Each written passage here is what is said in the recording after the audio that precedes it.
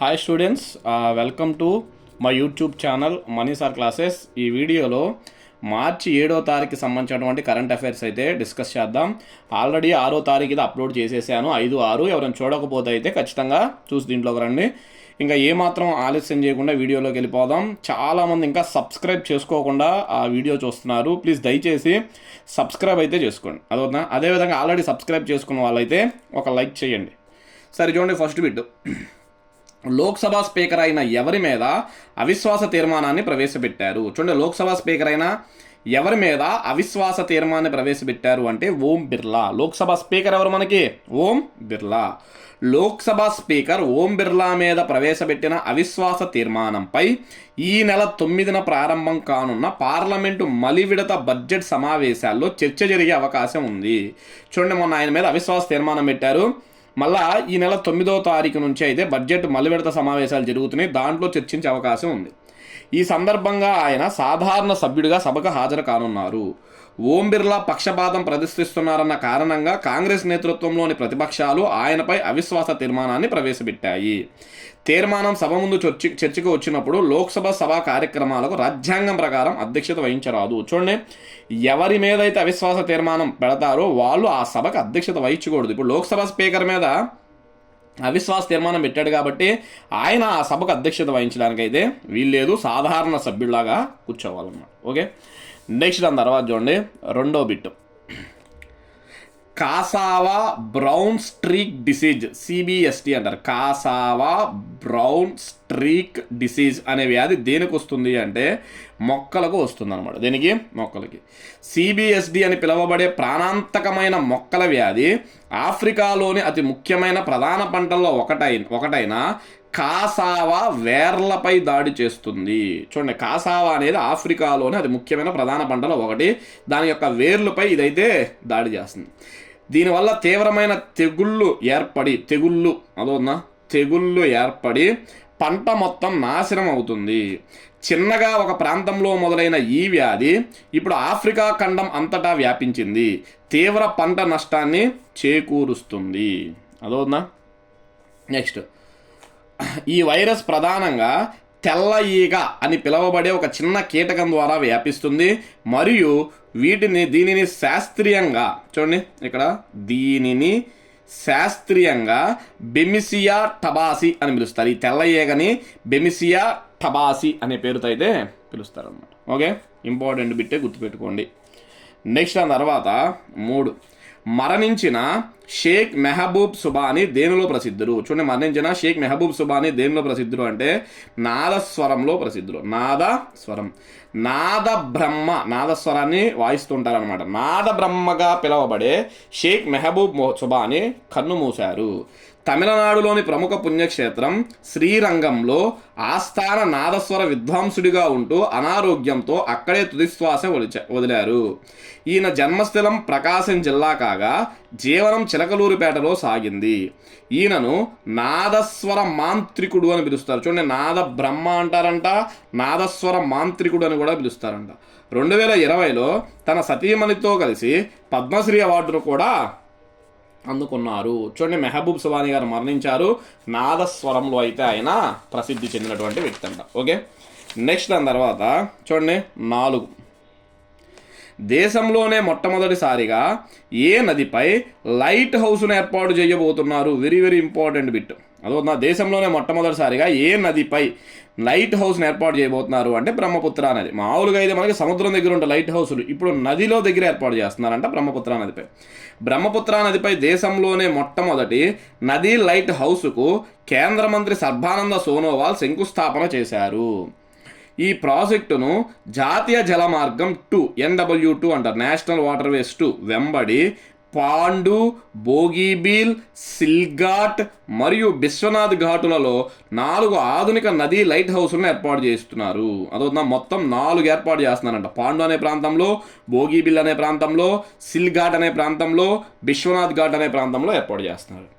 ఒక్కొక్క దాన్ని 20 మీటర్ల ఎత్తుతో ఏర్పాటు చేస్తున్నారు. ఇవి పూర్తిగా సౌరశక్తితో పనిచేస్తాయంట. చూడండి, పూర్తిగా ఇవైతే సౌరశక్తితో పనిచేస్తే ఒక్కొక్కటి 20 మీటర్ల ఎత్తు ఉంటుందండి. Okay, next 5. జాతీయ ఫార్మసీ విద్యా దినోత్సవం ఏ రోజున? నేషనల్ ఫార్మసీ ఎడ్యుకేషన్ డే ఏ రోజున అంటే మార్చి 6వ తారీఖు అన్నమాట. భారతదేశంలో ఫార్మసీ విద్యకు పితామహుడిగా పేరు పొందిన ప్రొఫెసర్ మహదేవ్ లాల్ ష్రాఫ్, ఆయన పేరు గుర్తుపెట్టుకోండి, మహదేవ్ లాల్ ష్రాఫ్, ఈయన ఏమని పిలుస్తారు? The father of pharmacy education అని పిలుస్తారు అనమాట. జయంతి సందర్భంగా ఆయన బర్త్డే అంట మార్చి 6ని జాతీయ ఫార్మసీ విద్యార్థి దినోత్సవంగా నిర్వహిస్తారు. మహదేవ్ లాల్ షాఫ్ను భారతీయ ఔషధ విద్యా మార్గదర్శకుడు లేదా పితామహుడని కూడా అంటారు. చూడండి, ఎన్ని భారత ఔషధ విద్యా మార్గదర్శకుడు లేదా పితామహుడు అని కూడా అంటారు. ప్రజారోగ్య సంరక్షణలో ఫార్మాసిస్టుల పాత్రను గుర్తించడంతో పాటు వారిని గౌరవించడం ఈ రోజు యొక్క ముఖ్య ఉద్దేశం. అదవుతుందా? నేషనల్ ఫార్మసీ ఎడ్యుకేషన్ డే మార్చి 6. నెక్స్ట్ 6, గుజరాత్లోని ఏ విశ్వవిద్యాలయంలో స్టార్ట్ 5.0ను ప్రారంభించారు? గుజరాత్లోని ఏ విశ్వవిద్యాలయంలో స్టార్ట్ 5.0ను ప్రారంభించారు అంటే గుజరాత్ యూనివర్సిటీలో ప్రారంభించారు. ఎక్కడ? గుజరాత్ యూనివర్సిటీ. గుజరాత్ ముఖ్యమంత్రి భూపేంద్ర పటేల్ గుజరాత్ యూనివర్సిటీలో స్టార్ట్ 5.0ని ప్రారంభించారు. ఇది రాష్ట్రంలోని మహిళా నేతృత్వంలోని స్టార్టప్లను ప్రోత్సహిస్తుంది. సింపుల్గా మహిళలకు సంబంధించింది అనమాట. ఓకే, ఈ కార్యక్రమం మహిళా వ్యవస్థాపకులకు ఇంక్యుబేషన్, మెంటార్షిప్, మార్కెట్ యాక్సెస్ అందించడంపై దృష్టి పెడుతుంది. సింపుల్గా మహిళలను ప్రోత్సహించడానికి అన్ని రంగాలలో దీన్ని అయితే ప్రారంభించారు. నెక్స్ట్ దాని తర్వాత చూడండి, 7వ బిట్ అనమాట. ఏ ప్రదేశంలోనైనా ప్రార్థనలు మత హక్కు కాదని ఏ హైకోర్టు వ్యాఖ్యానించింది అంటే బాంబే హైకోర్టు వ్యాఖ్యానించింది.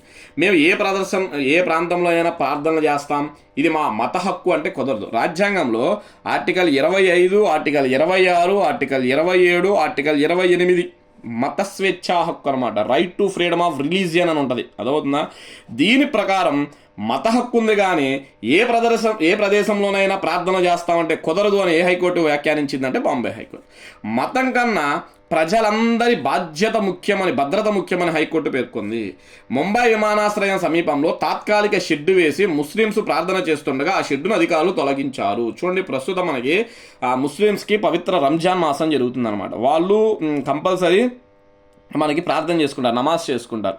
అయితే మనకి ముంబై దగ్గర ఉన్నటువంటి ఈ లారీ డ్రైవర్లు, ఆటో డ్రైవర్లు వీళ్ళు ఉంటారు చూసారా, వీళ్ళందరూ కూడా ముంబై విమానాశ్రయం దగ్గర ఒక షెడ్ వేసుకొని సాయంత్రం పూట ఏం చేస్తున్నారంటే ప్రార్థన చేస్తున్నారు, నమాజ్ చేస్తున్నారు అనమాట. దీనివల్ల అక్కడ ట్రాఫిక్కి అంతరాయం కలుగుతుంది. ప్లస్ దీన్ని బేస్ చేసుకొని విమానాశ్రయం దగ్గరికి ఎవరైనా కానీ ఈ టెర్రరిస్టులు కానీ ఇట్లాంటి వాళ్ళు రావచ్చు. ఎందుకంటే ముంబై అనేది మనకి ఫైనాన్షియల్ క్యాపిటల్ ఆఫ్ ఇండియా. ముంబైలో ఇప్పటికీ ఉగ్రవాద దాడులు చాలాసార్లు జరిగాయి. అదోనా ముంబైలోనే కదా మనకి హోటల్లో బాంబు పేలుళ్ళు జరిగినాయి. సో దీన్ని అడ్డు చేసుకొని ఏమైనా వస్తారా అన్న భయం కూడా ఉంది. అందుకని అధికారులు వీళ్ళని తొలగించితే ముస్లిమ్స్ అందరూ కలిసి హైకోర్టులో కేసేశారు. ఏంటిది? ప్రార్థన చేసుకోవడం మా మత హక్కు అని చెప్పి వీళ్ళు కేసేస్తే అప్పుడు బాంబే హైకోర్టు చెప్పింది అనమాట. అదోనా? దీంతో ముస్లిమ్స్ హైకోర్టుని ఆశ్రయించగా హైకోర్టు దీనిని తప్పుపట్టింది. నెక్స్ట్ చూడండి, రంజాన్ అనేది ముస్లిమ్స్కి పవిత్ర మాసమే అయినప్పటికీ ఏ ప్రదేశంలోనైనా ప్రార్థన చేస్తాం అనడం కరెక్ట్ కాదని భద్రత ముఖ్యమని వ్యాఖ్యానం అయితే చేసిందనమాట. Okay, important. నెక్స్ట్ 8, చైనా దేశం రక్షణ బడ్జెట్ను ఎంతగా ప్రవేశపెట్టింది? చూడండి, చైనా దేశం రక్షణ బడ్జెట్ని ఎంతగా ప్రవేశపెట్టింది అంటే 25.43 లక్షల కోట్లు. 25.43 లక్షల కోట్లు.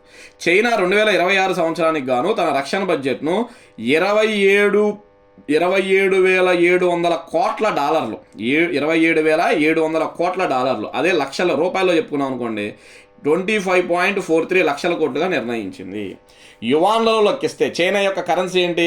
యువాన్ అనమాట. యువాన్లలో లెక్కిస్తే ఇది గత ఏడాది కేటాయింపుల కన్నా 7% అధికం. అదవుతుందా? గత ఏడాదితో పోలిస్తే 7% పెంచుకుంటూ వెళ్ళిపోతున్నారు రక్షణ బడ్జెట్. ప్రపంచంలో ఇప్పుడు ఏ దేశమైనా దేనికి ఎక్కువ ఖర్చు చేస్తుందంటే రక్షణకే ఎక్కువ ఖర్చు చేస్తుందంట.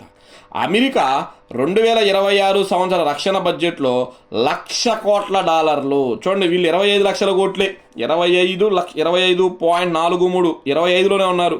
వీళ్ళు ఏకంగా 1,00,000 కోట్ల డాలర్లను అయితే పెట్టేశారు. అది మనకు రూపాయల్లో చూసుకున్నట్లయితే 91.80 లక్షల కోట్లు. అమెరికా తర్వాత అత్యధిక రక్షణ బడ్జెట్ చైనాదే, ఇది గుర్తుపెట్టుకోవాలి. దీనివల్ల భారత్ వంటి పొరుగు దేశాలు తమ రక్షణ బడ్జెట్ను పెంచవలసి ఉంటుంది. మరి చైనా పెంచుతుందంటే దాని పక్కనే ఉన్నటువంటి మనము ఎంతో కొంత శత్రు దేశంగా ఉన్నటువంటి మనము మనం కూడా రక్షణ బడ్జెట్ని పెంచుకుంటా వెళ్ళాలి. ఎందుకంటే ఎప్పుడు ఏ యుద్ధాలు ఎటువైపు నుండి వస్తాయి ఎవరికి కూడా తెలియదు కాబట్టి. ఓకే, నెక్స్ట్ 2026-27 ఆర్థిక సంవత్సరానికి భారత రక్షణ బడ్జెట్ 7.85 లక్షల కోట్లు. చూడండి, మనది 7.8, వాళ్ళది చైనాది 25.8. చూడండి ఎన్ని రెట్లు ఎక్స్ట్రా ఉందో చూసుకోండి, అదవుతుందా? అసలు దీన్ని చూడండి, అమెరికా 91 లక్షల కోట్లు అంట. ఓకే, మనం అయితే రక్షణ బడ్జెట్కి ఇదే ఇస్తున్నాం, కానీ ఆ అగ్రదేశాలతో పోల్చుకుంటే ఇది తక్కువేనమాట. ఓకే, నెక్స్ట్ 6, జాతీయ పార్టీలలో ఏ పార్టీకి అత్యధిక ఆదాయం వచ్చింది అంటే బీజేపీ పార్టీకి అత్యధిక ఆదాయం వచ్చిందన్నమాట. దేశంలోని 6 జాతీయ పార్టీలకు 2024-25లో వచ్చిన ఆదాయంలో 85% మొత్తం బీజేపీ ఖాతాలోకే చేరింది. చూడండి, మొత్తం బీజేపీనే, అంటే 100% ఆదాయాలు పార్టీకి వస్తే 6 పార్టీలకు కలిపి 100% వస్తే దీంట్లో 85% కేవలం ఒక పార్టీకే వచ్చింది, బీజేపీ పార్టీ. జాతీయ పార్టీలన్నింటికీ కలిపి వివిధ రూపాలలో 7,960 కోట్లు ఆదాయం రాగా అందులో బీజేపీకు 6,760 కోట్లు దక్కింది. 6,769 కోట్లు దక్కిందంట. చూడండి, 7,900లో 6,700 కోట్లు ఒక్క బీజేపీకే ఇచ్చాయంట.